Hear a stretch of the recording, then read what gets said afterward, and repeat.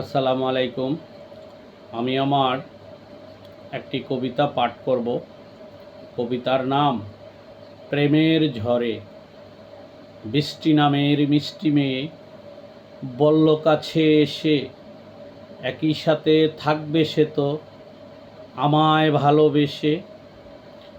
আরও সে যে বলল আমায়, আমি নাকি জান, সঙ্গে আমায় না পেলে সে হারাবে নিজের প্রাণ।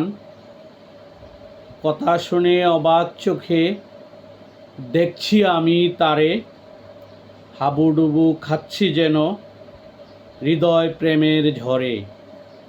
কাণ্ড মাঝে নীরব চোখে হারাই আমি দিশে, জানি না আজ রহস্যটুকু লুকিয়ে আছে কিসে। ধন্যবাদ সবাইকে।